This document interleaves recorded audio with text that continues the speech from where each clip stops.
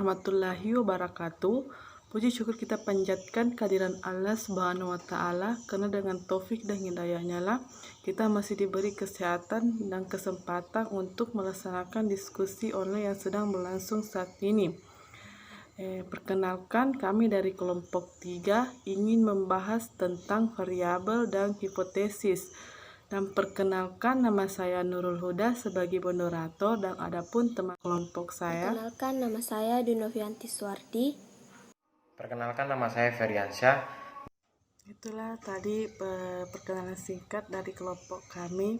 Dan untuk memfasingkan waktu, saya persilakan untuk pemateri pertama untuk memaparkan hasil diskusi kelompok kami. Baiklah, saya akan membahas tentang variabel penelitian. Definisi variabel.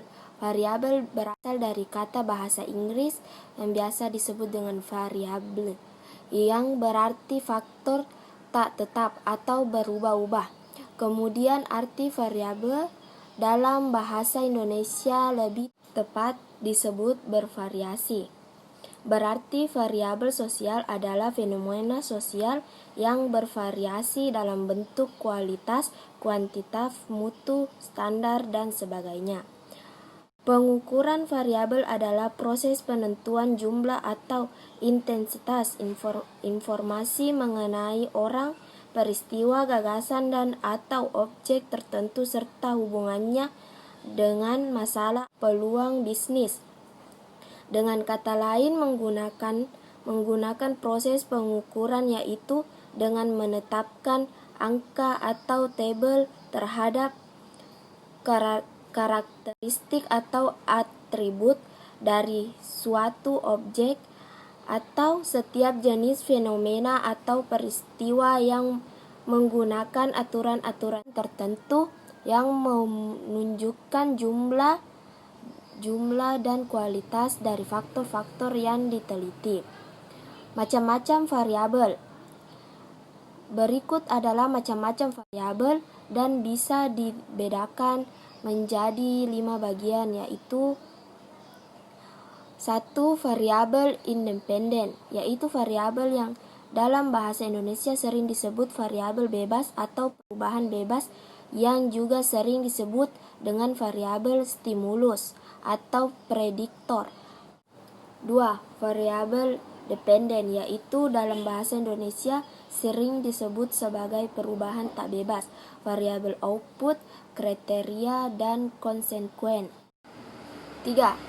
Variabel moderator, yaitu perubahan yang mempengaruhi, memperkuat, atau memperlambat hubungan antara variabel independen dengan variabel dependen. 4. Variabel intervening adalah perubahan yang secara teoritis mempengaruhi, memperlemah, dan memperkuat hubungan antara variabel independen perubahan bebas dengan variabel dependen perubahan terikat, akan tetapi tidak dapat diamati dan diukur secara matematis.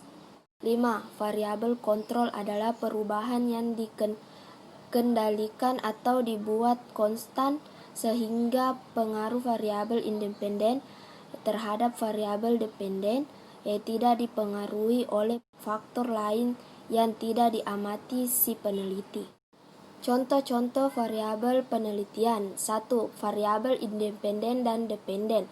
Untuk dapat menentukan yang mana variabel independen dan dependen atau variabel yang lain, harus dilihat konteksnya yang dilandasi konsep teoritis maupun hasil dari pengamatan yang empiris. Untuk itu, sebelum penelitian memiliki variabel apa yang akan diteliti, perlu melakukan studi pendahuluan terlebih dahulu pada objek yang akan diteliti. Jangan sampai terjadi membuat rancangan peneliti dilakukan di belakang meja dan tanpa pengetahuan terlebih dahulu permasalahan yang ada di objek studi pendahuluan. 2. Variabel moderator. Secara teoritis, kalau harga murah, maka akan banyak pembelinya, tetapi sering terjadi penjualan dengan harga murah, tetapi tidak banyak pembelinya. Hal ini tentu ada variabel moderator yang mempengaruhi. Untuk hal ini variabel moderatornya yang dijual tidak berkualitas atau modelnya sudah usang. 3. Variabel intervening. Seperti telah ditemukan bahwa variabel intervening adalah variabel yang memperlemah dan memperkuat hubungan antara variabel independen dan dependen, tetapi bersifat teoritis sehingga tidak teramati dan tidak dapat diukur kalau variabel moderatornya dapat diukur. 4. Variabel kontrol. Variabel ini ditetapkan oleh peneliti jika peneliti ingin mengontrol supaya variabel di luar yang diteliti tidak mempengaruhi hubungan antara variabel independen dan dependen, atau ingin melakukan penelitian yang bersifat membandingkan. Misalnya akan membandingkan penampilan kerja petugas pemasaran antara lulusan sekolah menengah umum dengan sekolah menengah kejuruan. Hipotesis penelitian. Definisi hipotesis. Secara etimologi, hipotesis berasal dari kata hipo yang berarti sebelum dan tesis berarti dalil, hukum atau pendapat kesimpulan. Jadi hipotesis pada intinya adalah suatu dalil atau hukum yang dianggap belum menjadi dalil yang sesungguhnya. Karenanya masih harus diuji dan dibuktikan melalui sebuah penelitian setelah itu. Dan untuk menjadi dalil atau hukum maka harus ada bentuk kesinambungan maupun hubungan dari gejala, konsep, atau variabel yang tidak berubah pada situasi tertentu dan kemudian tidak ada pengecualian dalam kebenarannya. Fungsi hipotesis. Dalam pandangan Kartini-Kortono, tanpa hipotesa maka proses pengumpulan data itu merupakan usaha pencarian yang buta. Karena hipotesa ini memberikan pengarahan pada penyelidikan dan pencegahan masalah, dapat membatasi data informasi yang relevan dan mengeliminasi data lain yang tidak berkaitan dengan permasalahannya. Di sini secara terperinci Soejono memaparkan bahwa fungsi hipotesa adalah memberikan petunjuk dan pengarahan pada penelitian serta pemecahan masalah, memberikan batasan pada data informasi yang relevan seperlunya saja dengan pengeliminasi data lain yang tidak berhubungan dengan inti permasalahan. Menyadarkan kita akan kebatasan indera manusia dan alat-alat pengukur hasil ciptaan manusia dalam menanggapi permasalahan sosial yang rumit. Ciri-ciri hipotesis.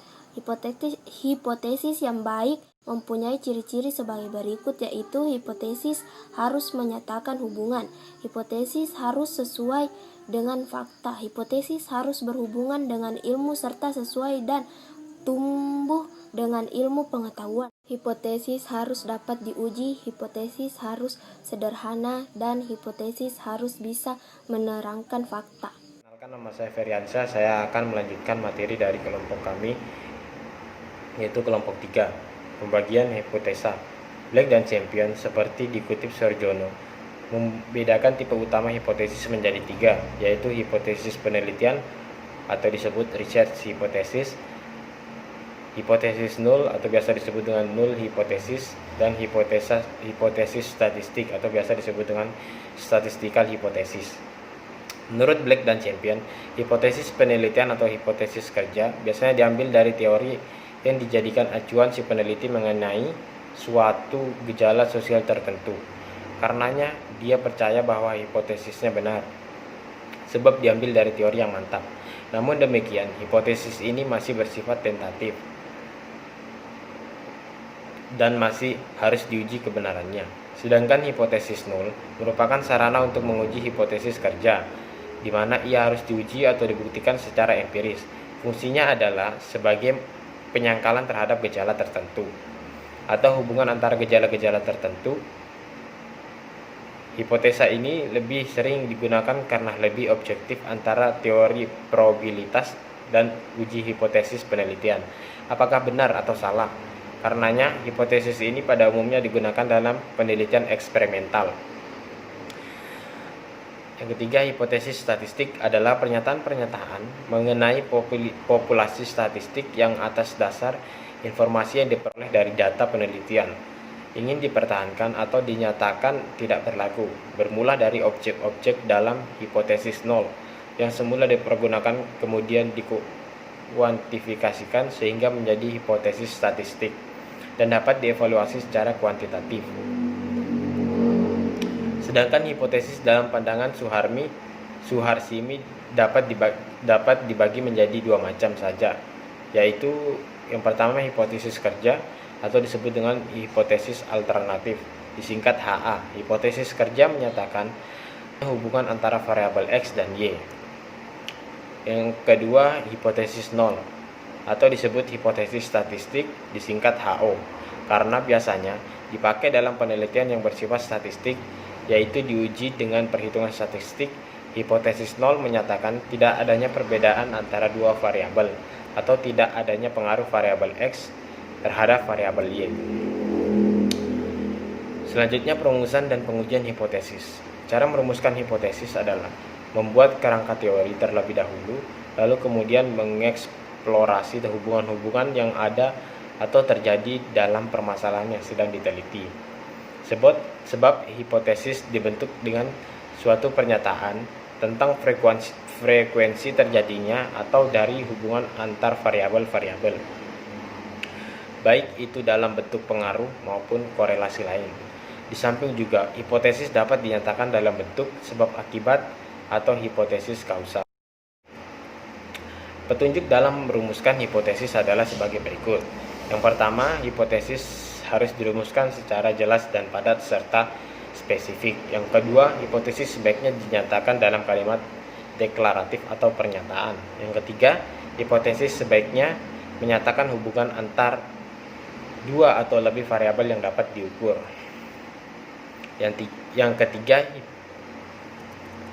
Yang keempat, hipotesis hendaknya dapat diuji. Yang kelima, hipotesis sebaiknya mempunyai kerangka teori. Menguji hipotesis dapat dilakukan melalui dua hal, yaitu dengan konsistensi logis, baik itu deduktif maupun induktif, dan menguji hipotesis dengan mencocokkan dengan fakta. Hal ini sering dilakukan pada penelitian dengan metode percobaan.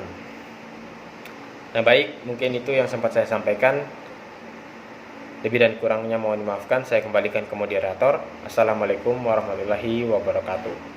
Baik, adapun kesimpulan dari kelompok kami yaitu sebuah peneliti dengan variabel yang kontrak dapat bermanfaat untuk menentukan batasan ukuran sebuah objek yang akan diteliti, sehingga informasi dan data mengenai objek tersebut tidak akan sia-sia, namun sangat membantu kelancaran proses penelitian.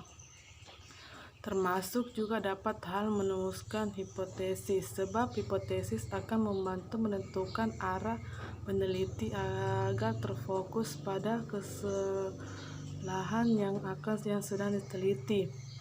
Untuk itu, perumusan hipotesis sangat penting karena kebaikan dan keburukan hipotesis dapat diperumusannya tergantung beberapa faktor, yaitu sampai sejauh mana hipotesis tersebut sesuai dengan tujuan peneliti yang akan dilakukan, apakah hipotesis tersebut sesuai dengan teori di mana hipotesis tersebut berasal, dan sampai sejauh manakah hipotesis tersebut dan akan dapat memberikan informasi mengenai penelitian yang akan dilakukan.